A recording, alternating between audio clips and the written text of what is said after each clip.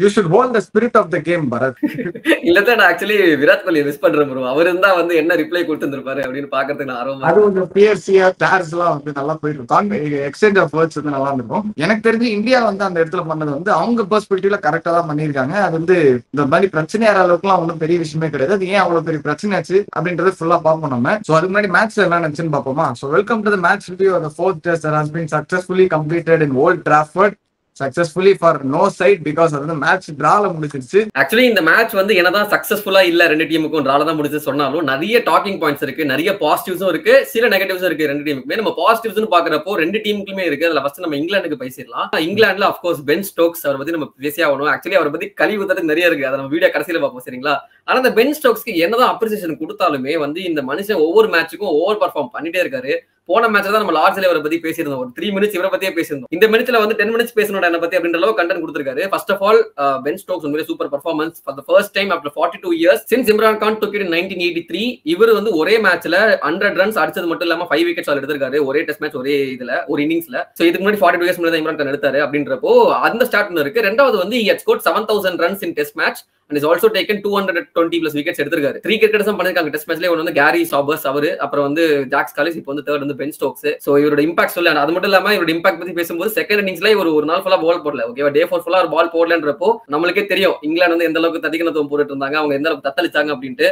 That's why Ben Stokes is very important. And இதெல்லாம் சொல்லும்போது ஒரு ஃபோர்த் பவுலரோட டீம்ல இருக்காரு. ஆனா பாத்தீங்கன்னா அவர் தான் பிரைமரி பவுலர் மாதிரி செயல்பட்டு இருக்காரு. மாதிரில இல்ல ப்ரோ. லீடிங் விக்கெட் டேக்கர் இந்த சீரிஸ்ல பென் ஸ்டோக்ஸ் தான் 17 விக்கெட்ஸ். அப்ப மீதி 3 பவுலர் என்னதான் பண்ணிட்டு இருக்காங்கன்றத நம்ம வீடியோல பேசுவோம். நெகட்டிவ்ஸ்ல பேசுவோம். நீ ஸ்டோக்ஸ்னு சொல்லும்போது ஜோ ரூட்டை பத்தி நாங்க மென்ஷன் பண்ணி ஆகணும். He surpasses 3 cricketers அந்த லீடர் போட்டிருக்கல most runs in test cricket ஹிஸ்டரின்னு சொல்லிட்டு. அந்த மாதிரி சச்சின் வந்து 15,900 ரன்ஸ்ல இருக்காரு. கேலிஸ், டிராவிடு, ரிக்கி பாண்டிங் இவங்கெல்லாம் அச்சு தூக்கிட்டு தலைவன் வந்து இப்ப செகண்ட் பொசிஷன்ல உட்காந்துருக்காரு. என்ன நடக்குது பரத்? இது வந்து சச்சின் ரெக்கார்ட் வந்து உடைக்கப்படுமா? கண்டிப்பா கண்டிப்பா உடைச்சிருவாரு. ஐ திங்க் 2700 ரன்ஸ் ஏதோ டிஃபரன்ஸ் இருக்கு நினைக்கிறேன் ரெண்டு பேருக்கும். அண்ட் கண்டிப்பா வந்து ஏஜ் இருக்கு ரூட்டுக்கு 34 இயர்ஸ் தான் ஆகுது அப்படின்றப்போ இன்னொரு மினிமம் 4-5 இயர்ஸ் ஆச்சு ஆடுவாரு. அது மட்டும் இல்லாம அவர் வந்து மீதி கிரிக்கெட்டர்ஸ் மாதிரி நிறைய ஃபார்மேட்ஸ் ஆடிட்டு அந்த ஓவர் பர்ன் பண்ற ஃபிட்னஸ் இஷ்யூ வரதுக்கு வாய்ப்பு இல்ல. இவர் வந்து டெஸ்ட் மட்டும் தான் கான்சென்ட்ரேட் பண்றாரு. ஓடியிலுமே ஐ திங்க் சாம்பியன்ஸ் டிராஃபி முடிஞ்சதுக்கு அப்புறம் ரிட்டையர் ஆயிடுவாருன்ற மாதிரி நிறைய பேர் சொல்றாங்க. So if he retires from ODI then his concentration will be on test. 2700 runs 4 years and கண்டிப்பா அடிச்சிருவாருங்க. என்னோட ஒபினியன்ல வந்து தாண்டிடுவாரு. நீ என்ன நினைக்கிற? நிறைய டைம் இருக்கு. அவரு டெஸ்ட் கிரிக்கெட் அவருக்கு சீக்கிரம் ரிட்டையர் ஆக மாட்டாருன்ற ஆஸ்பெக்ட்ல பார்க்கும்போது அவர் கண்டிப்பா அடிக்கிறதுக்கு ஒரு வாய்ப்பு இருக்கு. அது இல்லாம அவர் ஃபார்மே எங்கேயுமே டிப்போ ஆகல. அவர் ஒரே லெவல்ல தான் இருக்காரு. அப்போ ஸ்டார்டிங்ல எப்படி ரூட் வந்தாரோ அதே லெவல்ல தான் டிராவல் செஞ்சுரிஸோ ஏறிட்டே இருக்கு. செஞ்சுரிஸ் கவுண்ட்டுமே வந்து ரிக்கி பாண்டிங் கீழ இருக்காருன்னு நினைக்கிறேன். அவரு 38 செஞ்சுரிஸோ நம்ம அடிச்சிருக்காரு போல. சோ அதுலயுமே ஒரு நல்ல காம்படிஷன் பார்ப்போம். அவ்வளவுதாங்க. இந்த ரெண்டு பேர் தான் மெயினா இங்கிலாந்துல. அது தவிர பென் டக்கெட் ஒரு சூப்பரான பெர்ஃபார்மன்ஸ் கொடுத்தாரு. ஜாக் கிராலி ரொம்ப நாள் கழிச்சு ஒரு இன்னிங்ஸ் அவரை பத்தி கழிவுத்து நிறைய இருக்கு. அப்புறம் ஜோஃப்ரா ஆர்ச்சரோட பவுலிங் வந்து கொஞ்சம் நல்லா இருந்துச்சு ஃபர்ஸ்ட் இன்னிங்ஸ்ல. பட் செகண்ட் இன்னிங்ஸ்ல கொஞ்சம் வேலையோட வச்சிருக்கேன்னு நினைக்கிறேன். நீ சொல்லிட்டு இருந்தேன் கிட்ட. ஆமா, ஆக்சுவலி ஜோஃப்ரா ஆர்ச்சர் வந்து ஏன் மென்ஷன் பண்றோம்னா அவர் அந்த கம்பேக் கொடுத்ததுக்கு அப்புறம் ஒரு டீசென்ட்டா போட்டுட்டு இருக்காரு. நம்ம வந்து பெஸ்ட் பெர்ஃபார்மன்ஸ் சொல்லாட்டியுமே சில டெலிவரிஸ் எல்லாம் வந்து நான் பார்க்கும்போது அப் டு த மார்க் மாதிரி இருந்துச்சு. கொஞ்சம் தெரிஞ்சாரு அவர் மேட்ச்ல. அதுவும் இல்லாம ஒரு 3 விக்கெட்ஸ் எடுத்திருக்கான்றப்போ டீசென்ட் பெர்ஃபார்மன்ஸ் ஃப்ரம் ஆர்ச்சர். இது கண்டினியூ ஆனா மேபி நல்லா இருக்கும். ஆனா செகண்ட் இன்னிங்ஸ்ல வந்து பவுலர்ஸ் யாருமே நல்லா போடல. அதுதான் உண்மை. செகண்ட் இன்னிங்ஸ் விட்டுருவோம். அதை தவிர்த்து ஃபர்ஸ்ட் இன்னிங்ஸ்ல பார்க்கும்போது ஜோஃப்ரா ஆர்ச்சர் நல்லா போட்டாரு. மத்த பவுலர்ஸ்மே நல்லா அசிஸ்ட் பண்ணாங்க. பட் விக்கெட்ஸா கன்வெர்ட் ஆகல. நல்லா எல்லாம் டீசென்ட் லைன்ல தான் போட்டுருக்காங்க. சாய் சுதர்ஷன் தான் மென்ஷன் பண்ணி ஆகணும். ஒரே மாதிரி அவுட் ஆறாரு. அந்த பிளிக் அந்த லெக் சைட்ல இந்த வாட்டி சான்ஸ் வந்துச்சு. லெக் சைட்ல ஒரு பால் போட்டாரு, பிளிக் ஆட போனாரு, கேட்ச் டிராப் பண்ணாரு. கேட்ச் ஜெய்மஸ் ஸ்மித் அதனால வந்து எஸ்கேப் பண்ணாரு. அதனால ஒரு 61 ரன் வந்துச்சு. செகண்ட் இன்னிங்ஸ்ல பாத்தீங்கன்னா ஒரு லீவு கம்பீரா அது மாதிரி சிமிலர் இதுல அவுட் ஆயிருக்காரு. ஒரு கமெண்டேட்டர்ஸ் அது கான்வர்சேஷன் ஒன்று இருக்கும். இங்கிலாந்துல தான் அதே மாதிரி அவுட் ஆனாரு. தலைவர் கம்பீர் பார்த்துட்டு நாஸ்டால்ஜியால போயிருக்கலாம் வாய்ப்பு இருக்கு. அது ஒரு பக்கம் போக பவுலர்ஸ் டீசெண்டா போட்டாங்க. ரொம்ப இதெல்லாம் போடல இங்கிலாந்து பவுலர்ஸ். இதுதான் நிலைமை. பேட்டிங்ல தான் நாங்க மென்ஷன் பண்ண மாதிரி இந்த பேட்ஸ்மேன்ஸ் அடிச்சாங்க. கூட வந்து கார்ஸ் வந்து பாட்டம்ல வந்து நல்ல ஒரு கான்ட்ரிபியூஷன் கொடுத்துட்டே இருக்காரு. அதை நோட் பண்ணி ஆகணும். அதை தாண்டி எல்லாருமே வந்து அப்பயும் இப்பயும் இருக்க பேட்ஸ்மேன் மாதிரி தான் இருக்காங்க. ஆலே போப் இந்த சீரீஸ் தான் கடைசியா இருக்குமோ அவருக்குன்ற மாதிரி தான் இருக்கு அவர் நிலைமை. ஸ்டார்டிங்ல கொஞ்சம் அடிச்சாரு. ஆனா அவருக்கு ஒரு நல்ல ரீப்ளேஸ்மெண்ட் ஜேக்கப் பதல் வெயிட் பண்ணிட்டு இருக்காரு. So he should be careful. Zak கிராலியுமே வந்து ஸ்டேக்ல தான் இருக்காரு. அவர் கஷ்டம். அவர் வந்து இன்னொரு செஞ்சுரி அடிக்கல. ரொம்ப நாள் ஆச்சு அவர் செஞ்சுரி எல்லாம் அடிச்சு. அப்பப்போ ஒரு சின்ன ஹேண்டி நாட்ஸ் ஆடிறாரு. 50+ ரன்ஸ் அடிச்சிடாரு. தவிர்த்து அது லாங் ரன்ல உதவாது அப்படின்ற மாதிரி எனக்கு தோணுது. ஏன்னா ஒரு complete batting team England 11 batsman இருக்காங்க. சோ அந்த மாதிரி ஒரு டீம்ல ஜாக் கிராலி தேவையான்ற மாதிரி நாங்க கண்டிப்பா யோசிப்பாங்க. சோ பாப்போம் எப்படி போகுதுன்னு சொல்லிட்டு. எக்ஸ்பர்ட்ஸ் நீங்க உங்க கமெண்ட்ஸ்ல உங்க கருத்துக்களை சொல்லுங்க. இந்தியாவுக்கு வரும். அதான் மேட்ரு. என்ன மேட்ச்ன்ற எவ்வா எவ்வளவு பாசிட்டிவ்ஸ் நெகட்டிவ்ஸ் எல்லாம் இருக்கு, அதெல்லாம் நம்ம போடுவோம். பாசிட்டிவ்ஸ்னு பார்க்கும்போது நம்ம என்னடா டே எவ்வா அந்த கில்ல வந்து நம்ம இந்த ஒரு ஃபர்ஸ்ட் 2 மேட்ச் அடிச்சாரு, பயங்கரமா பிரேஸ் பண்ணி பேசினாங்க. அடுத்த ஒரு 3 இன்னிங்ஸ் சொதப்பின உடனே எக்கச்சக்க கிரிட்டிசிசம் ப்ரோ. நம்ம இன்ஸ்டாகிராம்ல நிறைய டிஎம்ஸ் எல்லாம் வந்து இருந்தது ப்ரோ, கில்லு வந்து பிளாட் ட்ராக் புல்லின்னு சொல்லிடுங்க ப்ரோ, அவர் வந்து அடிக்க மாட்டார் ப்ரோ, அது ப்ரோ இது ப்ரோட்டு வச்சாரு ப்ரோ வாயில. சரியான ஒரு செஞ்சுரி. கண்ட்ரி எல்லா ரெக்கார்டும் உடஞ்சிச்சு. ஆவரேஜ் இப்ப தேத்தி ஒரு 41 கிட்ட எடுத்துன்னு வந்தாரு. அந்த மாதிரி ஒரு செஞ்சுரி ஒன்று திரும்ப போட்டாரு. வித் தட் செஞ்சுரி இப்போ வந்து 4 செஞ்சுரிஸ் அடிச்சிருக்காரு. ஓகேவா, ஒரே சீரீஸ்ல 4 செஞ்சுரிஸ் அடிச்ச மூணு பேர் இருக்காங்க. 3வது ஆள் வந்து கில் சேர்றாரு. அந்த லிஸ்ட் எதுனா லெஜெண்டரியான list. First Sunil Gavaskar, second Virat Kohli, third Shubman Gill. So அப்படி ஒரு ரெக்கார்ட் வச்சிருக்காரு. அது மட்டும் இல்லாம விராட் கோலியோட அந்த ஹையஸ்ட் ரன்ஸ் இன் சீரிஸ் அந்த ரெக்கார்டையும் வந்து பீட் பண்ணிட்டாரு. பார்டர் கவாஸ்கர் ட்ராஃபி 2014-15 சீரிஸ்ல 692 வச்சிருந்தாரு விராட் கோலி. அதை இப்ப பீட் பண்ணி 722 ரன்ஸ் அடிச்சிருக்காரு சுப்மன் கில். இன்னொரு மேட்ச் இருக்கு, அது 4 மேட்ச் டெஸ்ட் சீரிஸ். பட் இப்போ வந்து இன்னொரு 50 ரன்ஸ் அடிச்சாருன்னா சுனில் கவாஸ்கரோட ரெக்கார்டையும் பீட் பண்ணிடுவாரு. லைக் நம்ம ஆடியோ வீடியோல பார்த்தோம், 775 வந்து சுனில் கவாஸ்கர் ரெக்கார்ட் இருக்கு. 775 ரன்ஸ் சுனில் கவாஸ்கர் ரெக்கார்ட் இருக்கு for the most runs by an Indian in a bilateral series. சரிங்களா, அதை பீட் பண்றதுக்கு சுப்மன் கில்லுக்கு வாய்ப்பு இருக்கு. அது மட்டும் இல்லாம சுப்மன் கில் அப்படின்னு பேசும்போது he also became the first cricketer after Sunil Gavaskar in around 40 years to score a century in Manchester. நம்ம பேசியிருந்தோம் மான்செஸ்டர்ல செஞ்சுரி அடிக்கலைங்க அப்படின்னு வீக்லி பிளேல கூட சொல்லியிருந்தோம். வரவதே 3 செஞ்சுரி வந்துச்சு நம்மளுக்கு. அது வெத பண்றது யாரு? கில்லு தான். அவர் அடிச்சதுக்கு அப்புறம் வந்து ஜடேஜா ஒரு செஞ்சுரி, வாஷிங்டன் ஒரு செஞ்சுரி. மென்ஷன் பண்ணி செகண்ட் இன்னிங்ஸ்ல வந்து அந்த 0 for 2 அந்த நிலைமையில போச்சுடா அப்படின்ற மாதிரி இருந்துச்சு. KL ராகுல் கன்சிஸ்டன்ட் கிளாசி. ராகுல் ஷோஸ் இட் ஒன்ஸ் அகைன். அவர் ஒரு 90 அடிச்சாரு. பயங்கரமா எனக்கு அவர் ஷாட்ஸ் எல்லாம் சூப்பரா இருந்துச்சு. கில்லு எஸ்பெஷலா வந்து சொல்லணும்னா ஆர்ச்சர் தூக்கி கிட்ட போட்டுட்டு இருந்தாரு. 3 பால் என்னமோ போட்டாரு. 3 பாலுமே ஒரே ஸ்டார்ட் டிரைவ் சூப்பரா இருக்கு. கில்லோட ஸ்ட்ரைட் டிரைவ் பாக்குறதுக்கு, ராகுல் வந்து ஆஃப் சைட் டிரைவ்ஸ் எல்லாம் பாக்குறதுக்கு சூப்பரா இருந்துச்சு. அவங்க டிஸ்பிளே ஆஃப் கிரிக்கெட் வந்து நல்லா இருந்துச்சு. ஃபர்ஸ்ட் இன்னிங்ஸ்ல மென்ஷன் பண்ணோம்னா நம்ம இந்தியால ரிஷப் பண்டோட பேட்டிங் மென்ஷன் பண்ணி ஆகணும். அது ஒரு 2 பேஜ் பிச்சுங்க. சரியா, பால் வந்து இறங்குமா ஏறுமானே தெரியாது, ஒரு மாதிரிதான் இருக்கும். அதுல ஆர்ச்சர் வந்து போறாரு, 20 ரன்னோ என்னமோ இருக்கிறப்போ மடக்கி ஒரு முட்டி போட்டு ஒரு 6 அடிக்கிறாரு. 6 ரன் அடிச்சாருன்னு நினைக்கிறேன். அது மிட்டில என்ன ஷாட், கமெண்டேட்டரே வந்து இது எக்ஸ்ட்ராடனரி ஷாட், என்ன ஷாட் மாதிரி ஒரு பயங்கர அந்த எப்படி அந்த பேஸ்ல போடுற ஒரு ஆளு 2 பேஸ் பிச்சு நீங்க அவ்வளவு தைரியமா வந்து கான்பிடண்டா அந்த ஷாட் ஆடும்போது that shows who you are as a cricketer. நீங்க எங்கேயோ இருக்கீங்க, வேற லெவல்ல இருக்கீங்க. அது மாதிரிதான் கொஞ்சம் ரிஸ்க் எடுத்து ஒரு ஆட பண்ணாரு. ஒரு ஷாட் அது காலில் அடிபட்டு தெரியும் நம்மளுக்கு, நம்ம டிஸ்கஸ் பண்ணிருந்தோம் முன்னாடி வீக்லி பீடியால. பட் ஆனா அதுல இருந்து எப்படி ரிகவர் ஆனாதான் மேட்ரு. வந்து திரும்ப வந்து ஒரு 60 ரன் கிட்ட அடிச்சு கொடுத்தாரு. அப்பயே 6 எல்லாம் நல்லா ஆடி ரிசர்வ் பண்ணிட்டு நான் பிளே ஃபார் த கண்ட்ரின்ற மாதிரி நம்ம ஆஸ்திரேலியாலே பார்த்திருப்போம். உடம்புல அவ்வளவு அடி வாங்கிட்டு தலையை நின்றுட்டு இருப்பாரு. அந்த மேட்சுக்காக நான் என்ன வேணா பண்ணுவேன்ற மாதிரி ஒரு டேர் டெவில்னே சொல்லலாம். உண்மையிலேயே அந்த கண்டிஷன்ஸ்க்கு ஏற்ற மாதிரி அடாப்ட் பண்ணிக்கிற ஒரு பிளேயராக இருப்பார் ரிசர்வ் பண்ணிட்டு. Hope he recovers very soon to give a comeback for India. நீ இந்த இன்ஜுரில இருந்து ஆடுறேன்னு சொல்றல, எனக்கு வந்து சில பிளேயர்ஸ் ஞாபகம் வராங்க. சரியா, இந்த கிராம் ஸ்மித் 2009 ஒரு சீரிஸ்ல ஆஸ்திரேலியா கை பிராக்சர் ஆயிட்டு கடைசி இந்த விக்கெட் சேவ் பண்றதுக்காக வந்து விளையாடுவார், தோத்துருவாங்க அந்த மேட்ச். அதே மாதிரி ரோஹித் சர்மா இப்ப ரீசெண்டா பங்களாதேஷ்காக 2023ல தம்பு ஒண்ணு பிராக்சர் ஆயிடும். ஆமா, அதையும் வச்சு 6 எல்லாம் கடைசியில ஆல்மோஸ்ட் கிட்ட போய் தோத்துரும் அந்த மேட்சும். ரிஷப் பண்ணிட்டு இந்த மேட்ச்ல அப்படிதான் கால் உடஞ்சு பிராக்சர் மனுஷன் உட்காந்து அந்த இதுல கிரஷஸ்ல வச்சு வாக் பண்ணிட்டு இருக்காரு. இருந்தாலும் ஏன் டீமுக்காக நான் ஆடுவேன், இந்த 30 ரன் 40 ரன் எனக்கு வேணும்னு சொல்லி வந்து ஆடி hats off to that guy. உண்மையிலேயே விக்கெட் எல்லாம் வரல, அந்த 6 விக்கெட் முடிஞ்சதுக்கு அப்புறம் வந்தாரு. ஏன்னா அந்த டைம்ல அவருக்கு தெரியும் அவர் கொஞ்சம் அடிச்சு ரன் ஏத்தி விட்டாதான் நல்லா இருக்கும் டீமுக்கு அப்படின்னு சொல்லிட்டு அதுக்கானே வந்தாரு. நம்ம அடிக்கும் செஞ்சாரு. நான் அடிக்கிறப்போ நம்ம 6 சொல்லிட்டு இருந்தேன். சோ நம்ம வீக்லி பீடியால பார்த்தோம், ரோஹித் சர்மா ரெக்கார்டை பீட் பண்ணிட்டாரு, most 6 in test match for India அப்படின்ட்டு. இப்போ வீரேந்தர் சேவாக் ரெக்கார்டையும் அவர் ஈக்குவல் பண்ணிட்டாரு, 96 அடிச்சிருக்காரு ரிஷப் பண்ணிட்டு. இன்னும் ஒரு 6 அடிச்சாருன்னா will become the Indian with most number of sixes in test match. Short test match career தான் அவருக்கு. 8 வருஷம் தான் ஆடி இருக்காரு. அதுலயுமே இந்த ரெக்கார்ட்ன்றது பெரிய அபூர்வமான ஒரு விஷயம். சரி, ஓகே, பண்டோட ஃபைட்டிங் ஸ்பிரிட் பத்தி பார்த்தோம், இந்தியாவோட ஃபைட்டிங் ஸ்பிரிட் பத்தி எடுத்து பாத்துடலாம். Yes, of course, Ravindra Jadeja and Washington Sundar against all the odds. Actually speaking அந்த கில்லோட விக்கெட் போறப்போ நம்பர் 4 விக்கெட் போகும்போது மேட்ச் முடிஞ்சுதான் நினைச்சாங்க. லைக் நம்ம 0 for 2 மேட்ச் ஓவர் நினைச்சோம். அப்புறம் ராகுல் கில் அடிச்சாங்க, ஓகே. அப்புறம் ராகுல் டக்குனு அவுட் ஆயிட்டாரு, கில்லுமே வந்து அடுத்த ஒரு 10 ஓவர்ஸ் அவுட் ஆயிட்டாரு. அப்படின்றப்போ மேட்ச் முடிஞ்சுப்பா, லன்ச் தான் இருக்கு, இன்னும் 70 ஓவர் போடணும்னு நினைச்சிட்டு இருக்கிறப்பதான் இருங்க பாய் மொமெண்ட் ஃப்ரம் ரவீந்திர ஜடேஜா. ஒரு கேள்வி கேட்கறேன், நீ இது பதில் சொல்லு. Ben Stokes, Ravindra Jadeja, who is a better test all rounder உன்னை பொறுத்தவரையில? நீ ஸ்டோக்ஸ் சொல்லுவேன், நான் வந்து ஜடேஜா அப்படின்னு சொல்லுவேன். நெக்ஸ்ட் ஸ்டோக்ஸ் நான் வந்து எங்க சொல்லுவேன்னா பிக் மேட்ச்ல பர்ஃபார்ம் பண்ணுவார் இம்பார்ட்டன்ட் மொமெண்ட்ல. பட் இந்த ஜடேஜா இருக்காரு பாத்தியா, எல்லா மேட்சும் பர்ஃபார்ம் பண்றாரு. அதுதான் இங்க டிஃபரன்ஸா இருக்கு. அவர் ஏதோ ஒரு 50 அடிச்சிருக்காரு, ஏதோ ஒரு கான்ட்ரிபியூஷன் பண்ணிக்கிட்டே இருக்காரு. சோ வந்து உண்மையிலே வந்து ரொம்ப கன்சிஸ்டன்டா பேட்டிங்ல இருப்பாரு. ஆனா பவுலிங்லயும் நம்ம பார்க்கணும்ல, அந்த ஆஸ்பெக்ட் பார்க்கும்போது பவுலிங் விக்கெட்ஸ் பவுலிங்ல வந்து இப்ப பார்க்கும்போது ரொம்ப கிராஜுவலா குறைஞ்சிச்சு. இல்ல ஆக்சுவலி நான் எப்படி பாக்குறேன்னா, இப்ப இங்கிலாந்து நீ வந்து இப்போ ஒரு டீசன்சி பயஸ் நீ சொல்ற. இங்கிலாந்துல ஸ்டோக்ஸ் நல்லா போடுறாரு. இதே ஸ்டோக்ஸ் வந்து இந்தியால வந்து பார்த்தனா அந்த அளவுக்கு இம்பாக்ட்ஃபுல்லா இருக்க மாட்டாரு. இருப்பாரு. இப்போ ஜடேஜா எந்த அளவுக்கு இந்தியாக்கு இம்பாக்ட் கொடுக்குறாரோ அதே அளவுக்கு தான் இருப்பாரு. ஆனா இந்தியால ஜடேஜா கிங். அது நம்மளுக்கே தெரியும் சப்கான்ஷியஸ் பிச்சர்ஸ்ல. சோ அந்த மாதிரி நான் பாக்குறேன். பவுலிங்ல ஒரு அவரோட ரோல டீசென்ட்டா பண்ணிடுறாரு. ஜடேஜா வந்து கம்மியெல்லாம் சொல்லுங்க. அவர் வந்து நம்ம சப்கான்டினென்ட்ல வந்து எவ்வளவு பயங்கரமா பெர்ஃபார்ம் பண்ணிருக்காரு. ஜடேஜா அஸ்வின் சேர்ந்தா வேற மாதிரி சம்பவம் எல்லாம் நடந்திருக்கு. அதான் நான் இல்லன்னு சொல்லிருக்கேன். சேர்ந்தா மாசுடா. ஆனா வந்து ஸ்டோக்ஸ் பார்க்கும்போது எனக்கு தனியா தெரியவாருங்க மேட்ச்ல. எப்படியா தெரிஞ்சிடுறாரு. அது வந்து இப்ப டீம் அவ்வளவு மொக்கையா இருக்கா இல்ல தலைவர் வந்து அவ்வளவு ஸ்ட்ராங்கா இருக்கான்னு தெரியல. அதனால வந்து ரெண்டு பேருமே best in what they do. அதை வந்து கம்பேரும் பண்ண முடியாது. பட் எனக்கு ஸ்டோக்ஸ் வந்து ஃபேவரட். அந்த அளவுக்கு நான் வந்து நிறைய மேட்சஸ் அவருக்கு ஜெயிச்சு கொடுத்து பார்த்தனால எனக்கு அந்த இதுவா இருக்கு. ஸ்டோக்ஸோட விக்கெட் டேக்கிங் டிராப்லாம் வந்து நல்லா இருக்கும். நல்லா இருக்கும். அது ஓகே.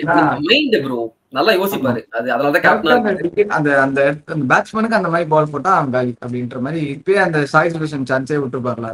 அந்த இது கூட டிராப் தான். இன்னொரு ரெக்கார்ட் இருக்கு. ஃபர்ஸ்ட் டைம் ஒரு சீரீஸ்ல 4 பேர் வந்து 400 ரன்ஸ் வந்து கிராஸ் பண்றாங்களாம். லைக் வந்து கில்லு, ரிஷப் பண்ட், கேஎல் ராகுல், இப்ப ஜடேஜா வந்து லிஸ்ட்ல ஆட் ஆயிருக்காரு. இட்ஸ் பீன் a phenomenal சீரிஸ்ங்க. உண்மையிலேயே நம்ம வந்து பேசுவோம், இத பத்தி எல்லாமே பேசுவோம். அடுத்து வாஷிங்டன் சுந்தர் வந்து கண்டிப்பா சொல்லி வாஷிங்டன் சுந்தர் போலாம். அதுக்கு முன்னாடி ஸ்டோக்ஸ் வந்து இன்னொரு விஷயமும் சொல்லணும். ஒரு கேப்டன்சியும் பண்ணிட்டு இருக்காரு, பெர்ஃபார்மன்ஸும் பண்ணிட்டு இருக்காரு. அது நோட் பண்ணணும். கேப்டனா வந்து எல்லாத்தையும் பண்ணிட்டு இருக்காரு. ஃபீல்டிங்லயும் அவர் எஃபர்ட்டை போட்டு நல்லா பண்ணிட்டு இருக்காரு. ஸ்டோக்ஸ் இவ்வளவு நல்ல விஷயங்கள் இருக்கு. மெச்சர்மெண்ட் அடிக்கலாம், கடைசியில் அடிக்கலாம் இருங்க. அதுதான் அதுக்கு வரும். சரி ஓகே. வாஷின்னு பாக்குறப்போ ஹிஸ் மெய்டன் செஞ்சுரி அடிக்காட்டியுமே நிறைய நோட்டபிள் வாஷி வந்து அவரோட கான்ட்ரிபியூஷன் சூப்பர். பேட்டிங்ல வந்து பவுலிங்ல கூட அவர் பண்ணலங்க. இன்னும் அவரு பேட்டிங்ல வந்து கொஞ்சம் கொஞ்சமா அவர் தேவையான இன்னிங்ஸ் அதை 40 இருக்கட்டும் 30 இருக்கட்டும் அங்க அடிக்கிறது எல்லாமே வந்து ரொம்ப யூஸ்ஃபுல். செஞ்சுரி அடிச்சிட்டாரு. ஆமா, அவர் வந்து காபா மேட்ச்ல அந்த அடிச்சு கொடுத்து ஜெயிக்க வச்சாரு. அது ஒண்ணு. இங்கேயுமே பார்த்தனா ஐ திங்க் செகண்ட் மேட்ச்ல ஒரு சூப்பர் கான்ட்ரிபியூஷன் 40 அடிச்சாரு. நம்ம ஜெயிச்ச மேட்ச் எங்க பர்மிங்ஹாம்லயா, அங்க வந்து நம்ம ஜெயிச்சோம். அதுலயுமே ஒரு இம்பார்ட்டன்ஸ் இருந்துச்சு. பவுலிங்லயுமே நீ வந்து பெருசா இம்பாக்ட் கொடுக்கலன்னு சொல்றேன். நான் என்ன சொல்றேன், ஆக்சுவலி அவருக்கு பவுலிங்கே கொடுக்க மாட்டாங்க. சரியா, கொடுத்தப்பெல்லாம் ஒரு பெர்ஃபார்ம் பண்ணிருக்காரு. நீ எடுத்து பாரு, பிரிஸ்பேன்லயுமே 2 விக்கெட் 3 விக்கெட் எடுத்தாரு. ஓகேவா, பெருசா திரும்பாத ட்ராக். அப்புறம் வந்து நியூசிலாந்துக்கு அகைன்ஸ்டா அஸ்வின் ஜடேஜா இருந்துமே அவங்க வந்து அவுட் பெர்ஃபார்ம் பண்ணது நம்ம இவர் தான், வாஷி தான். ஓகேவா, அந்த ஹோம் சீரிஸ்ல இங்குமே பாரு லார்ட்ஸ்ல வந்து திணறிட்டு இருந்தாங்க இந்தியா. அப்போ வந்து ஒரு இம்பாக்ட்ல 3 wicket Root, Jamie Smith, Stokes எடுத்து கொடுத்தாரு. நீ இந்த மேட்ச்லயுமே பாரு, ஃபர்ஸ்ட் இன்னிங்ஸ்ல 2 விக்கெட் இம்பார்ட்டன்ட் விக்கெட். ஒன்னு வந்து ஹாரி ப்ரூக், இன்னொன்னு வந்து I think Ollie Pope wicket நினைக்கிறேன். 70ல ஆடிட்டு இருக்கிறப்போ அவர் விக்கெட் எடுத்தாரு. அப்படி இருக்கும்போது நீ 68th ஓவர்ல தான் வந்து நீ அவருக்கு பவுலிங் கொடுத்தாரு. சுப்மன் கில் அப்படி கொடுத்தும் இம்பாக்ட் கொடுக்குறாரு. லைக் இட்ஸ் நாட் லைக் அவர் கொடுத்தாருங்க. நீ ஜடேஜா கூட நீ சொல்லலாம், ஆக்சுவலி நிறைய ஓவர் போட்டாரே 2 விக்கெட் எடுத்தாரு அப்படின்றப்போ வாஷிக்கு கொடுத்த ஓவர்ல 2 விக்கெட் எடுத்தது பெரிய விஷயம்.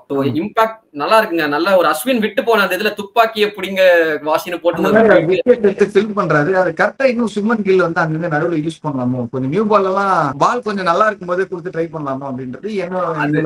அதுக்கும் இருக்கு, அவருக்கும் நம்ம வரும். இந்த நெகட்டிவ்ஸ்ல எல்லாமே நம்ம பேசுவோம். சோ வேஸ்னா பாசிட்டிவ்ஸ் நான் மிஸ் பண்றேனா, நீ என்ன நினைக்கிறா? எனக்கு தெரிஞ்ச அவ்வளவுதாங்க. ஏதாவது மறந்து மிஸ் பண்ணிருந்தா நீங்க மென்ஷன் பண்ணுங்க கமெண்ட்ஸ்ல. இன்னொரு விஷயமும் இருக்கு, அதுதான் வந்து மறந்துட்டேன் பாத்தீங்களா. நம்ம வந்து இதெல்லாம் பிளேயிங் 11ல ஓகே இவ்வளவு பேர் இருந்தாங்க. பிளேயிங் 12ல ஒருத்தர் வந்து இம்ப்ரெஸ் பண்ணாருங்க. யார் அப்படின்னு பாத்தீங்கன்னா த்ரூ ஜுரேல். லைக் வந்து நடத்து பாருங்க, ஒரு மேட்ச்லயே இல்ல இருந்தாலும் ஒரு 130 ஓவர் கிட்ட வந்து கீப்பிங் பண்ணது மட்டும் இல்லாம எவ்வளவு இம்பாக்ட்ஃபுல்லான வந்து கலெக்ஷன்ஸா இருக்கணும். 2 ஸ்டம்பிங் 2 கேட்ச் 4 டிஸ்மிசல் பண்ணிருக்காரு. 130 ஓவருமே சூப்பரா பண்ணாருங்க. ஒரு பிளிப் கிடையாது, ஒரு டிராப் கிடையாது. செமையான பெர்ஃபார்மன்ஸ். நீ ஆக்சுவலி அவன் விக்கெட் கீப்பிங் டெக்னிக் வந்து ரிஷப் பண்டோட பெட்டரா இருக்கு எங்களை பொறுத்த வரைக்கும். ஆக்சுவலி நான் வந்து ரிஷப் பண்றேங்க டிகிரேட் பண்ணல. பட் ஆனா ஒரு கேச்சிங் டெக்னிக் பார்க்கும்போது த்ரூ ஜுரேல் ஸ்டார் ஸ்போர்ட்ஸ்லயே காமிச்சாங்கன்னு நினைக்கிறேன். அது காட்டும்போது த்ரூ ஜுரேலோட கை வந்து டுவர்ட்ஸ் கிரவுண்டா இருக்கும். அதே ரிஷப் பண்றது பாத்தீங்கன்னா கொஞ்சம் பிளாட்டா தான் இருக்கும். த்ரூ ஜுரேல் கொஞ்சம் இப்படி இருக்கனால அந்த கலெக்ட் பண்றப்ப பால் வந்து கலெக்ட் பண்ற சான்சஸ் ஜாஸ்தி. இப்போ நீங்க வந்து இது கொஞ்சம் பாப்பா பாஸ்ன்னு வச்சுக்கோங்க, இது இங்க பாப்பா போய் விடுறதுக்கான சான்ஸும் இருக்கு. அது வந்து அந்த ஆஸ்பெக்ட்ல கேச்சிங் டெக்னிக் வந்து த்ரூ ஜுரேல் நல்லா இருக்கு. அதுல ஸ்டம்பிங் அந்த ஜடேஜா ஒரு பால் போட்டாருங்க, நிறைய பேருக்கு தெரியும். டோனி ஃபேன்ஸுக்கு கண்டிப்பா தெரியும். டிவிலியர்ஸ் ஒரு வாட்டி ஆடும்போது ஜடேஜா இதே பால் தான் போட்டிருப்பாரு. டர்ன் ஆகி ரைட் ஹேண்டருக்கு லைட்டா ஸ்லைட் டர்ன் இருக்கும், அப்படி இப்படி அடிக்கிறது. அந்த பால் வந்து போட்டோன்னே ஜுரேலும் வந்து எடுத்து நல்லா அடிச்சாரு அந்த பால். ஜடேஜா அந்த பால் போட்டோன்னே எனக்கு டோனி தான் வந்து டக்குனு மைண்டுக்கு வந்தார். அடுத்த நெகட்டிவ் பேசிடலாமா இல்ல ஸ்டோக்ஸ் இன்சிடென்ட் வருமா? இன்சிடென்ட் இருந்து முடிச்சிருவோம். ஆக்சுவலி என்ன வந்திருக்குன்னா, ஸ்டோக்ஸ் வந்து மேட்ச் போயிட்டு இருக்கு. 2 பேருமே 80sல இருக்காங்க. அந்த டைம்ல ஸ்டோக்ஸ் வந்து கேட்டிருக்காரு மாதிரி மேட்ச் முடிச்சுக்கலாம், டிரா ஆக்கிக்கலாம், இதுக்கு மேல 15 ஓவர்ஸ் இருக்கு, இதுக்கு மேல நாங்க பவுலர்ஸ் வந்து டயர்ட் ஆக்க விரும்பலன்ற மாதிரி அவர் ஒரு பெர்ஸ்பெக்டிவ் வச்சிருந்தாரு. ஆனா ஜடேஜா வந்து என்ன சொல்லியிருக்காங்கன்னா, ஐ கான்ட் டு எனிதிங், நான் வந்து பேட்டிங் விளையாடிட்டு இருக்கோம். அதுவும் அப்கோர்ஸ் வந்து வாஷிங்டன் சுந்தர் மாதிரி ஒரு பேட்ஸ்மேன் வந்து ஒரு 80sல இருக்காருன்றப்போ அது ஒரு நல்ல ஆப்பர்ச்சுனிட்டி அவருக்கு. அதே மைண்ட்ல வச்சுட்டு அவருமே 80+ இருந்தாரு, 89ல என்னமோ இருந்தாரு. சோ அதையும் மைண்ட்ல வச்சுக்கிட்டு இல்ல நாங்க இப்போ டிரா பண்றதா இல்ல அப்படின்ற மாதிரி சொல்லியிருந்தாங்க. ஃபர்ஸ்ட் இங்கிலாந்து அப்ரோச் பண்ண தப்பே கிடையாது. இது மாதிரி வந்து பவுலர்ஸ்க்கு கொஞ்சம் ரெஸ்ட் கிடைக்கும் 15 ஓவர்ஸ், மேட்ச் எப்படினாலும் டிரா தான் ஆகும் போது முடிச்சுக்கலாம் இப்போ அப்படின்னு சொல்லிட்டு கேட்டது தப்பு கிடையாது. ஆக்சுவலி அது ரூல் புக்லயே இருக்கு. இப்போ வந்து கடைசி 1 hour தான் இருக்கு அந்த டேல, அது இல்லாம 15 hours தான் இருக்கு அப்படின்றப்போ அந்த மாதிரி டைம்ல நீங்க வந்து கேட்டுக்கலாம். அந்த கேப்டன்ஸ் வந்து like they can shake the hands and call off the match, முடிச்சிடலாம் மேட்ச் அந்த மாதிரி வச்சிருக்கலாம். பட் இந்தியா அந்த அதர் சைடு வந்து அது எடுக்கிறதோ எடுக்காதோ அவங்களோட விருப்பம். எடுக்கலன்னு சொன்னதுக்கு அப்புறம் அது ரெஸ்பெக்ட் பண்ணி இங்கிலாந்து பவுலர்ஸும் இங்கிலாந்து டீமும் கோஆபரேட் பண்ணி முடிச்சிருக்கணும். அங்க வந்து அவங்க நல்ல பவுலர்ஸே போட வச்சிருக்கணும். அப்போ வந்து நான் வந்து எங்க பவுலர்ஸ் நான் ரெஸ்ட் பண்ண போறேன், நான் இஷ்டத்துக்கு வந்து ஜோ ரூட்டியோ யாராவது ஹாரி போடுறதோ பென்டாக்கெட் வச்சு போறதோ இப்படிதான் போடுவேன் அப்படின்ட்டு நக்கலா இன்னொரு ஸ்டேட்மெண்ட் வர வருது. தலைவர் யார் சொன்னான்னு தெரியல, ஜாக் ராலி சொன்னான்னு நினைக்கிறேன். ஸ்டோக்ஸ் தான் சொல்லியிருக்கான் இது மாதிரி do you want to hit a century against Harry Brookன்ற மாதிரி ரொம்ப டீக்ரேட் பண்ற மாதிரி இதெல்லாம் தேவையில்லாத ஒரு விஷயம். நீ வந்து இப்போ வந்து ரெண்டு பேருமே ஒத்துக்கல, ஓகேவா? நீங்க ஒரு ஸ்டாண்ட் வச்சுங்க, அவங்க ஒரு ஸ்டாண்ட் வச்சுங்க, நீங்க கொடுத்த ஆஃபர் அவங்க ஒத்துக்கல. அப்போ நீங்க டீசெண்டா மேட்சை முடிச்சுட்டு வரணும் தானே அர்த்தம். நீங்க என்னமோ பவுலிங் நீங்க போட்டு நீங்க வந்து ஜடேஜா வந்து மேபி ஒரு ஸ்டேட்மெண்ட் ஒன்று கொடுத்துக்கலாம், முடிஞ்சா நீ என்ன 4 ஓவர்ல அவுட் ஆகிக்காட்டு செஞ்சுரி அடிக்க அப்படின்ற மாதிரி சொல்லியிருந்தா இன்னும் கொஞ்சம் ஃபயரா போயிருக்கும். ஆனா இவங்களுமே வந்து ஒரு சேலஞ்சிங்கா இவங்க டிரா கொடுக்க மாட்டாங்க. செஞ்சுரி அடிக்க போறியா, சரி வா நான் வந்து ஒன்னு அவுட் ஆக்குறேன் அப்படின்னு சொல்லிட்டு ஒரு ஃபயரிங், அந்த ஸ்பிரிட் ஆஃப் தி கேம் உடைச்சது நீங்க தான், இங்கிலாந்து தான். ஆக்சுவலி என்னன்னா அவங்க கொடுக்கணும்னு அவசியம் இல்ல, சரியா? அவங்க வந்து ஆர்ச்சருக்கு கொடுக்கல, ரெஸ்ட் பண்றாங்க, எல்லாம் ஓகே, அது ஏதோ கருமம் பண்ணிட்டு போட்டோம். But this is not India's problem, ஓகேவா? இது பென் ஸ்டோக்ஸோட ப்ராப்ளம், இது இங்கிலாந்தோட ப்ராப்ளம். நீ ரூல் புக்னு சூப்பரா எடுத்துட்டு வந்து அதே ரூல் புக்ல என்ன போட்டிருக்குன்னா only the draw will be accepted only if 2 teams shake hands, ஓகேவா? நான் வந்து டிராக்கு போனேன், நீ ஒத்துக்கலன்னா எப்படி நீ ஒத்துக்காம இருக்கலாம் நீ கேட்க முடியாது. நீ இங்கிலாந்து நீ கிரிக்கெட் கண்டுபிடிச்சனாரு, சரியா? ஆனா ரூல் புக்ல இதான் இருக்கு. Jadeja if he wants to continue they can continue. வாய் தான் சரி, ஓகேடா. பென் ஸ்டோக்ஸ் சக்சஸ்னா பண்ணிட்டாரு, வாய் விட்டாரு. சரி, இந்த கிராலி என்னடா பண்ண, அப்பா கூட்டு போங்கடா அவனை, தூக்கி அடிச்சிட போறன்ற மாதிரி தான். அவரு ஒரு செஞ்சுரி அடிச்சது இல்ல. நீ ஜடேஜா சொல்லிருக்கணும்னு சொன்னல, இந்த மாதிரி முடிஞ்சா அவுட் ஆக்கி காட்டு அப்படின்னு. அதே ஜடேஜா கிராலியை பார்த்து இருக்கட்டும் நானாச்சும் இங்க செஞ்சுரி எல்லாம் அடிச்சுட்டு இன்னொரு செஞ்சுரி அடிக்க போறேன், நீ என்னதை பாப்புங்க அப்படின்னு வந்து கேட்டிருக்கணும் கிராலியை பார்த்து. இப்ப நான் செஞ்சுரி அடிச்சு it will be just 1-0 against us if I hit a century அப்படின்ற மாதிரி ஒரு ரிப்ளை கொடுத்திருந்தாங்களா சாவேஜா, அது கொஞ்சம் நல்லா இருக்கும், ஸ்பைசியா இருந்திருக்கும். எனக்கு தெரிஞ்சு ஸ்டோக்ஸ் வந்து அவர் மொக்க பவுலர்ஸ் கிட்ட கொடுத்து மேட்சை முடிக்க பாக்குறது, அவங்க 4 போகும்போதெல்லாம் அப்படியே கை கட்டி நிக்கிறாங்க. அது மாதிரி நீங்க கிரிக்கெட் விளையாட வந்துட்டீங்கன்னா, அந்த மாதிரி ஒரு இன்டர்நேஷனல் கிரிக்கெட் விளையாடுறீங்கன்னா அப்ப இங்கிலாந்து வந்து கண்டிப்பா அவங்க சைடுல வந்து பிரச்சனை இருக்கு. இப்போ இதே இன்சிடென்ட் இந்தியா அகைன்ஸ்ட் நடந்துச்சுன்னு வச்சுக்கோங்களேன். இப்போ இங்கிலாந்து பேட்டிங் ஆடிட்டு இருக்கிறப்போ இங்கிலாந்து வந்து செஞ்சுரி அடிக்கணும், we don't play for milestones சொல்லுவாங்க, கிடையாது. எல்லாருமே அங்க மைல் ஸ்டோன்ஸ் ஆடுறாங்க. இந்த மாதிரி ஒரு சான்ஸ் இப்போ இவர் கேட்கறாரு பாத்தீங்களா, if you want to hit a century against Brook and டக்கெட்ன்ட்டு. அவர் ப்ரூக்கு டக்கெட்டுக்கு அகைன்ஸ்ட் ஆடலங்க. அவங்க அடிச்ச 80 ரன்னுமே இவங்க 2 பேரும் அடிச்ச 200 ரன்ஸுமே வந்தது பூராவே வந்து ஒரு மெயின் ஸ்ட்ரீம் பவுலர் ஸ்பீட். அதான் கார்ஸ் போட்டாரு, ஜோ ஃபிரான்சர் போட்டாங்க, ஸ்டோக்ஸ் போட்டாரு, அவரே ஒத்துக்கிறாரு. நாங்க நிறைய ட்ரை பண்ணோம், but they played really well, they deserve தட்ன்ற மாதிரி அவர் போஸ்ட் மேட்ச்ல சொல்றாரு, சரிங்களா? போஸ்ட் மேட்ச் சொல்றதெல்லாம் இங்க மேட்டர் கிடையாது. நீங்க ஆன் பிட்ச்ல நீங்க ஸ்லெட்ச் பண்றீங்கன்னு புரியுது, பட் அதுக்குன்னு ஒரு வரம்பு ஒன்று இருக்கு. அந்த வரம்பெல்லாம் தாண்டி அந்த ஸ்பிரிட் ஆஃப் த கிரிக்கெட்னு கொண்டு வந்தது ஒரு பெரிய தப்பு. அந்த வார்த்தையே தப்பு. நான் ஏன் சொல்றேன்னா, நீங்க ஸ்பிரிட் ஆஃப் கிரிக்கெட் நீங்க ஃபாலோ பண்ணிட்டு மற்ற டீம்ஸை பத்தி சொல்றீங்கன்னா பிரச்சனை இல்லை. இதே மாதிரி தான் அலெக்ஸ் கேரி ஒரு நோட் ஒன்று பண்ணாரு, பேஸ்டோவை ஆஷஸ் நம்ம ஃபேமஸ் தெரியும் நம்ம எல்லாருக்குமே. அதனால உடனே வந்து ஸ்பிரிட் ஆஃப் த கிரிக்கெட்ன்ற மாதிரி கொண்டு வந்தாங்க. ஃபர்ஸ்ட் ஆஃப் ஆல் 2019 வேர்ல்ட் கப்ல நீங்க ஸ்பிரிட் ஆஃப் த கிரிக்கெட்டை ஃபாலோ பண்ணீங்களா? உங்க மேல தான் பட்டு ஒரு 4 போச்சு ஓவர்த்ரோல கடைசி ஒரு 19 வேர்ல்ட் கப்ல. அப்ப நீங்க வந்து இல்ல ஓகே நான் இது வந்து உழைச்சிருக்கிறேன், நான் எனக்கு இந்த 4 ரன்ஸ் வேணாம் நீங்க சொன்னீங்களா? கிடையாது. இட்ஸ் தேர் இந்த ரூல் புக், யூ அக்செப்டட், சரிங்களா? அதே மாதிரி அந்த ஒரு ரன் அந்த ஓவர்த்ரோலையுமே ஆக்சுவலி வந்து it should have been 5 runs தான்.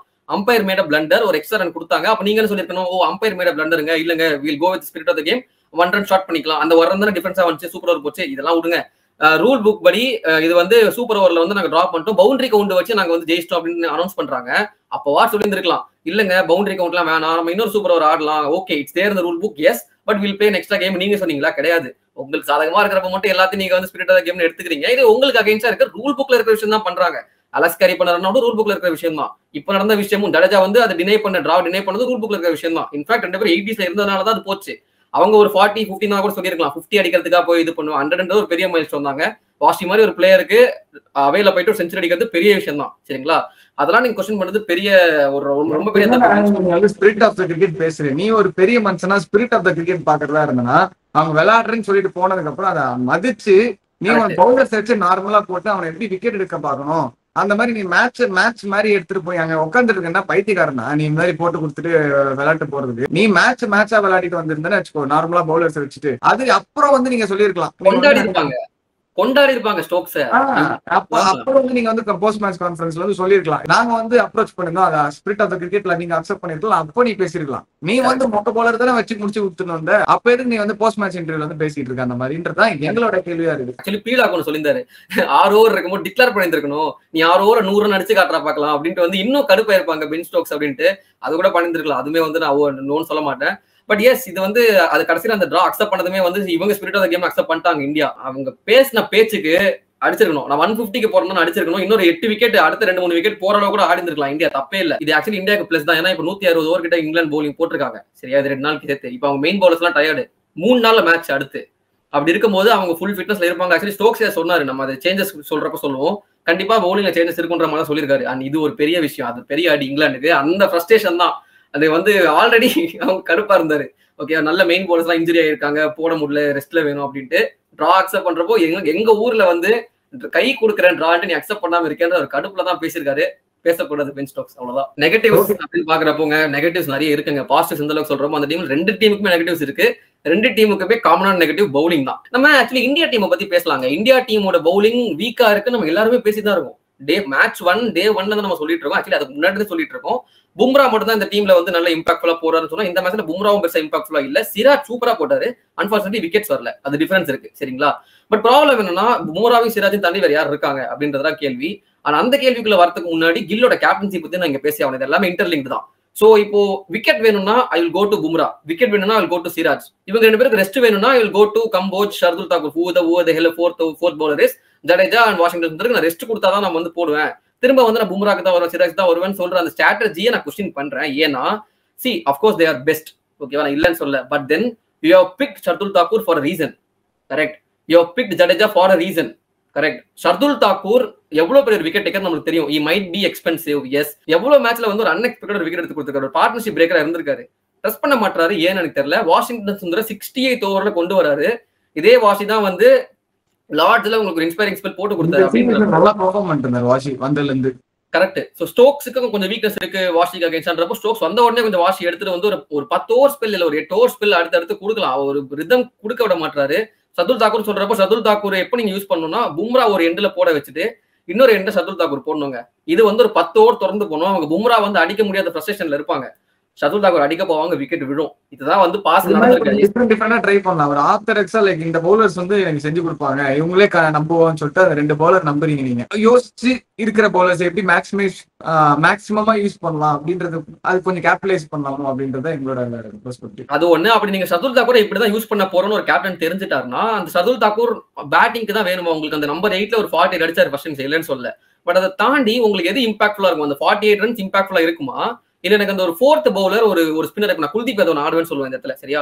குல்தீப் யாதவ் வந்து ஒரு 3 விக்கெட் எடுக்கிறாருன்னு வச்சுக்கோங்களேன், சீக்கிரம் வந்து ஆப்போனன்ட் பேட்ஸ்மேன் முடிச்சு விட்டுறாருன்னா அது உங்களுக்கு இம்பாக்ட்ஃபுல்லா இருக்குமான்னு கேட்டீங்கன்னா கண்டிப்பா குல்தீப் யாதவ் தான் நான் சொல்லுவேன். Is no mug with the bat. அவரும் வந்து ஒரு 20-30 ரன் கான்ட்ரிபியூஷன் அடிப்பாரு, சரிங்களா? அப்படி இருக்கப்போ தாக்கூரை நீங்க பவுலிங்ல சரியா யூஸ் பண்ணல, ஆனா நீங்க வந்து ஒரு பவுலிங் ஆல்ரவுண்டர் வச்சிருக்கீங்க அப்படின்னா அங்கேயே ஒரு கொஸ்டின் எனக்கு வருது மேனேஜ்மெண்ட் சைட்ல. அவரு தப்பு இல்ல, தாக்கூரை கரெக்டா யூஸ் பண்ணணும். எக்ஸாக்ட்லி, அதுதான் இங்க பாயிண்ட். ரெண்டாவது வந்து ஷார்ட் பால். நீ வந்து ஆர்சர் பத்தி சொல்லிட்டு இருந்த, ஒரு சின்ன ஸ்டார்ட் ஒன்று சொல்றேன். இங்கிலாந்து வந்து 48% ஷார்ட் பால் போட்டிருக்காங்க இந்த மேட்ச்ல. இந்தியா எவ்வளவு போட்டிருப்பாங்கன்னு சும்மா ஒரு கெஸ் சொல்லு பார்ப்போம். 15% போட்டிருக்காங்க. 40% ஃபுல் டெலிவரிஸ் போட்டிருக்காங்க. and that clearly prove the difference. 669 runs நம்ம அடிக்க விட்டுருக்கோம் இங்கிலாண்ட. சோ ஒரு பவுலிங் வாஸ் டூத்லெஸ். பும்ராவோட பெஸ்ட் இல்லனா இதுதான் நம்ம நிலைமைன்ற அளவுக்கு ஒரு மேட்ச் நம்ம வந்து ஒரு இன்னிங்ஸ் நம்ம வந்து பார்த்தோம். இந்த சீரிஸ் ஃபுல்லாவே அப்படிதான் நம்ம போட்டுட்டு இருக்கோம்னு வச்சுக்கோங்களேன். சில மேட்ச்ல சில இன்ஸ்பைரிங் ஸ்பெல் இருந்துச்சு. ஆகாஷ் தீப் ஒரு மேட்ச் நல்லா போட்டார், அவரே போய் இல்ல. அன்சுல் கம்போஜ் ஒரு ஃபர்கட்டபிள் டெபியூ தான், அவர் பெருசா ஒன்றும் பர்ஃபார்ம் பண்ணல, கொடுத்த சான்ஸ் பெரிய யூஸ் பண்ணல, டெபியூன்றதுனால மன்னிச்சு விட்டுலான்ற மாதிரி தான் சொல்லுவேன்.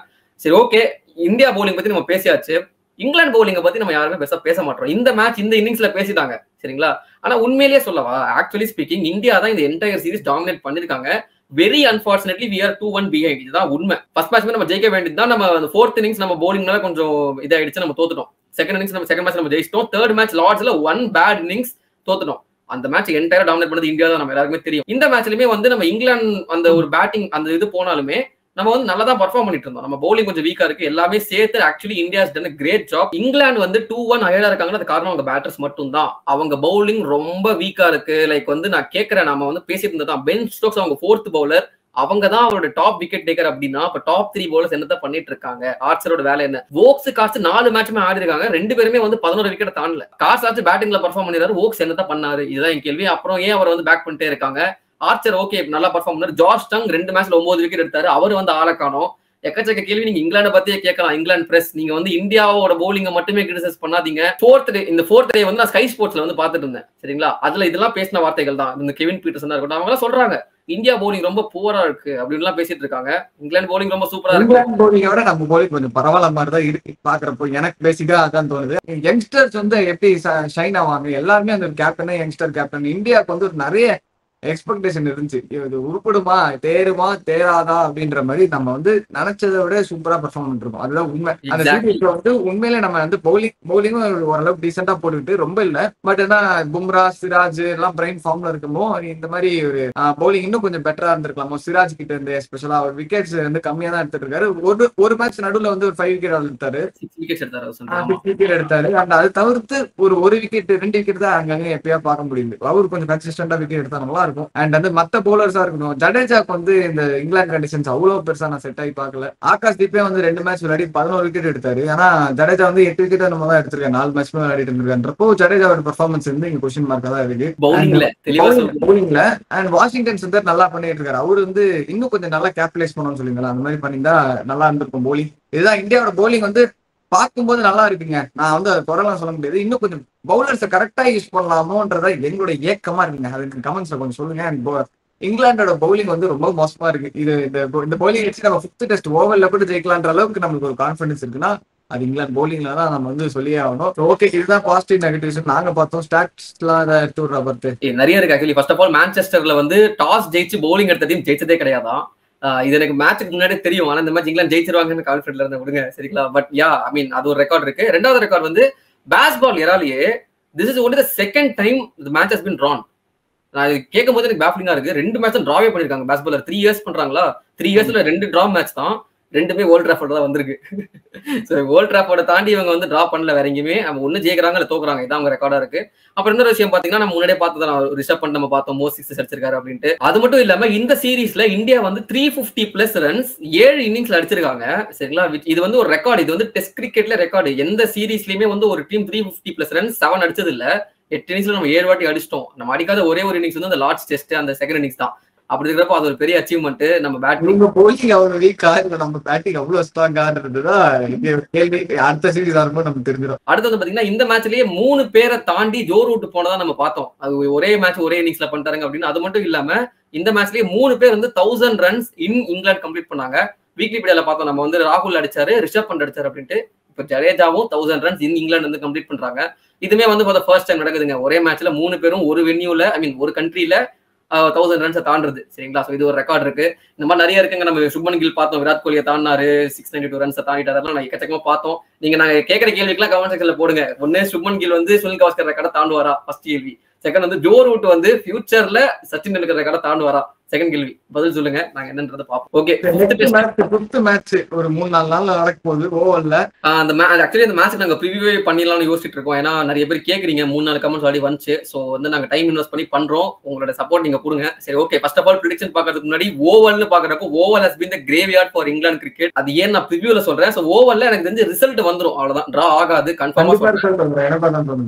ஆமா, ரிசல்ட் வரும். ஒன்னு இந்தியா ஜெயிப்பாங்க, இங்கிலாந்து ஜெயிப்பாங்க, அவ்வளவுதான் சரிங்களா. சோ இந்த மேட்ச் இந்த சீரிஸ் 2-1 முடியாது. ஒன்னு 3-1 ஃபேவர் ஆஃப் இங்கிலாந்து முடியும், இல்ல 2-2 டிரா சீரிஸ் டிரா ஆகும். என்னோட ப்ரெடிக்ஷன் நீ சொல்லு, ஓ ப்ரெடிக்ஷன் சொல்லு. இங்கிலாந்து ஜெயிக்கும்னு தோணுது, ஆனா வந்து இந்தியா ஜெயிக்கணும்னு தோணுது. சேம் இங்கிலாந்து ஜெயிக்கணும்னு தோணுது, இந்தியா ஜெயிக்கணும்னு தோணுது. பட் ஆனா ஆக்சுவலி இந்தியாவுக்கு ஒரு பாசிட்டிவ் என்னன்னா இங்கிலாந்தோட பவுலர்ஸ் வந்து மாறுவாங்க சரிங்களா. என்ன சேஞ்சஸ் பண்ணுவாங்க, லைக் வந்து பவுலிங் சேஞ்ச வந்து நாங்க பவுலிங் லைனை போய் பென் ஸ்டோக்ஸ் வந்து மாத்திடுவோம் அப்படின்ற மாதிரி வந்து சொல்லியிருந்தாரு. அதெல்லாம் என்ன சேஞ்ச் பண்ணுவார் அப்படின்றத இந்த பாருங்க, வீடியோல பாருங்க சரிங்களா. ஓகே, இந்த மேட்ச் ரிவ்யூ வந்து உங்களுக்கு ஏதாவது உடன்பாடுகள், கருத்து வேறுபாடுகள் அதெல்லாம் இருந்துச்சுன்னா கமெண்ட் செக்ஷன்ல போடுங்க. அப்கோர்ஸ் நம்ம வந்து கமெண்ட்ஸ் எல்லாமே படிப்போம், உங்களுக்கே தெரியும், ரெஸ்பாண்ட் பண்ணிட்டே இருப்போம் நாங்க. ஸோ உங்க கருத்துக்களையும் நாங்க எடுத்துட்டு அதையும் அந்த ஆஸ்பெக்ட்ல யோசிச்சு அடுத்த வீடியோல சொல்றோம். அதுக்கு முன்னாடி நான் ஒரு ப்ரெடிக்ஷன் பண்ணியிருந்தேன், இன்ஸ்டிங் மாதிரி தோணுச்சுன்னு சொல்லியிருந்தேன். ஃபர்ஸ்டே சொல்லியிருந்தேன் வீக்லி மீடியால. இது மாதிரி சர்துல் தாக்கூரும் ஜடேஜாவும் டே 1ல வந்து பிடிச்சிருப்பாங்க, 19 ரன்ஸ் என்னமோ இருப்பாங்க. அடுத்த டேல வந்து ஆடி செஞ்சுரி பார்ட்னர்ஷிப்பே அடிப்பாங்கன்ற மாதிரி ஒரு பிளைண்டா சொன்னேன். ஆனா வந்து உடனே ஜடேஜா அவுட் ஆயிட்டாரு அடுத்த நாள். சோ அதை வந்து மென்ஷன் பண்ணணும்னு நினைச்சேன். சப்ஸ்கிரைபர்ஸ் இப்பதான் நினைப்பாங்க அதே மாதிரி இந்த கட்சியில உங்களுக்கு நாசமா போட்டுண்டா 5th டெஸ்ட் இந்தியா ஜெயிக்கணும்டா போங்கடா உங்க பிடிஷன். அந்த மாதிரி நாசமா போனா எங்களுக்குமே நல்லதுங்க. இந்தியா எப்படியா ஜெயிச்சிட்டாலே நம்மளுக்கு நல்லது தானே. ஓகே, எப்படி பார்த்தாலும் நம்ம பிசினஸ் சக்சஸ் தான். So okay, hope you guys like this video. இந்த மாதிரி இன்ட்ரெஸ்டிங்கான வீடியோஸ் பார்த்துக்கிட்டே இருக்கணும் அப்படின்னா கிரிக்கெட் டைம் சப்ஸ்கிரைப் பண்ணி விட்டுருங்க. ஏன்னா சின்ன பசங்க நாங்க. எங்களை சப்ஸ்கிரைப் பண்ணுங்க.